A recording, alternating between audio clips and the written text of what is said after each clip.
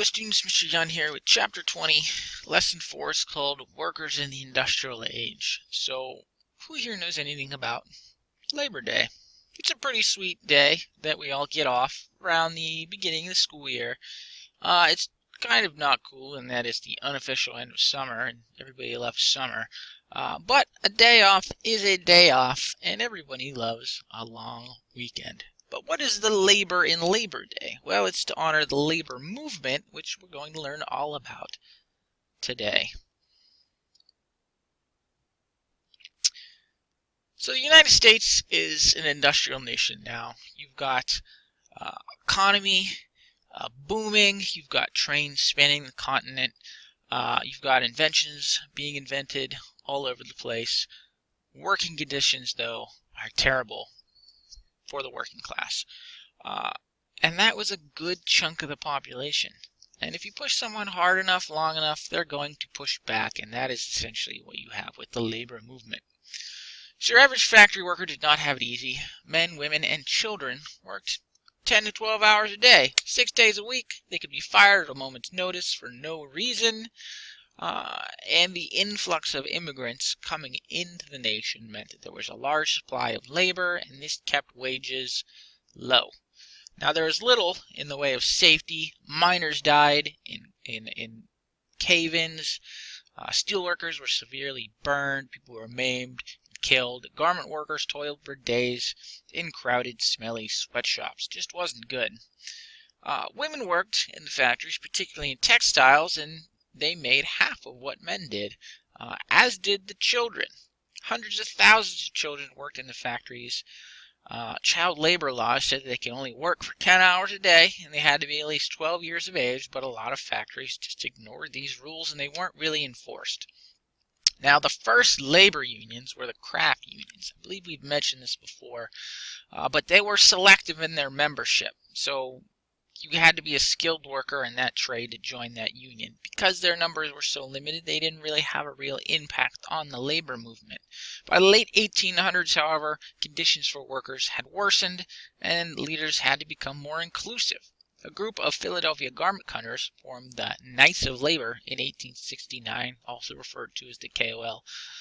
Their ranks and support swelled as they included women and African Americans, so more inclusive, bigger numbers, good public support, but they fell out of favor in the 1890s when they were linked to several violent incidents.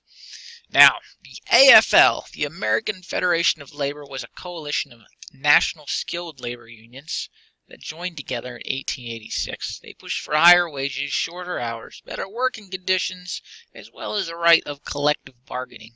Collective bargaining means that union members and union leadership will bargain for the whole collective of workers with management. So if you and me and all the class together were in a steel mill and I was the leader of the union, I would go to the principal and negotiate on behalf of all of us. That's collective bargaining. Let's see, in the late 1880s, acts of violence linked to unions basically made the AFL unpopular, but they were able to survive, unlike the KOL that had come before them. Now, working women. There is a famous woman of the labor movement, despite being a male-dominated thing generally, and her name was Mary Harris Jones. She was known and still known as Mother Jones. She spent 50 years working on advocating for the working man, particularly in the terms of miners. I believe I read that her husband and children all died of illness, so she dedicated herself to the labor movement. Also, we have to talk about the Triangle Shirtwaist Company. Triangle Shirtwaist Company was a New York City sweatshop, obviously in the textile industry, that occupied the top 3 floors of a 10-story building. Most of the workers were young immigrant women. There was little ventilation and certainly no fire escapes, so when there was a fire, it was pretty much a disaster. 150 young women died, some of which were forced to jump from the windows because they didn't want to burn to death and they had to choose. Survivors of the incident said that a lot of the doors were locked. So not very safe. The public at large was pretty much appalled with the whole incident and the lack of safety. And the International Ladies Garment Workers Union, one of the few lady unions at the time, was got a big boost in calling for safer working conditions. Here's the Triangle Shirtwaist Factory, top 3 floors. Now, let's talk about some of these incidents that occurred.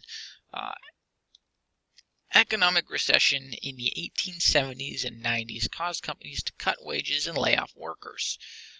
Workers, as you may well imagine, did not take kindly to this, and this sometimes led to violence.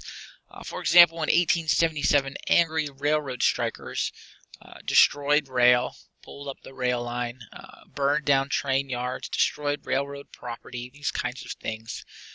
The railroad companies hired strike breakers to replace the striking workers. Synonymous with the term strike breaker, probably more common in your common speech, would be scabs. Federal troops had to be called in to basically quell that uprising and get the scabs to work. A more famous incident of violence tied to labor unions is the Haymarket Square incident. The year was May 1886, and you had workers of the McCormick Harvester Company striking for an 8-hour workday.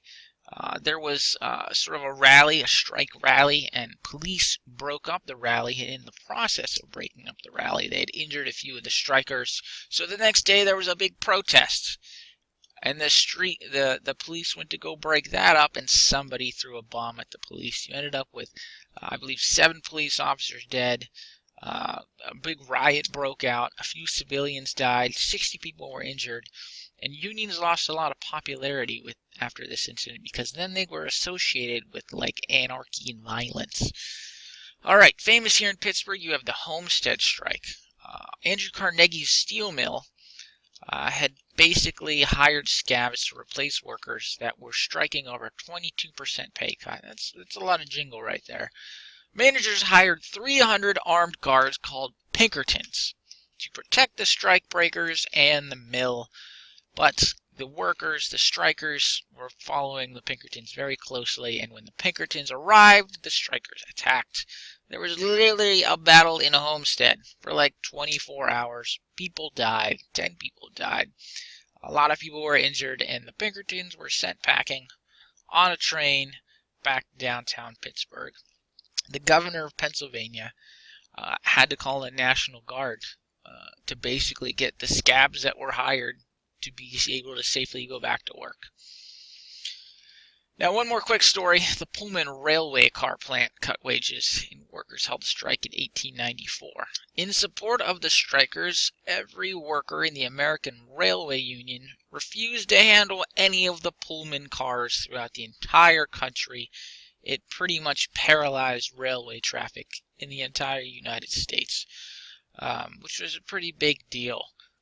The railroad owners convinced the Attorney General, sort of your top lawman of the country, to file what is called an injunction or court order against the union for obstructing the railway and holding up the mail. The union leader, what was his name? Debs, something Debs. I got it right here. Yup, Eugene V. Debs.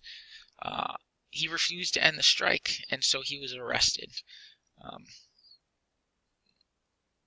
And the strike pretty much was ended by federal troops, so the federal government ended the strike.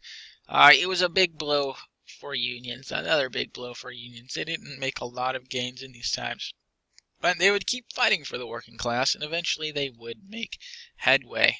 All right, for your assignment, kind of an opinion, so be sure to elaborate.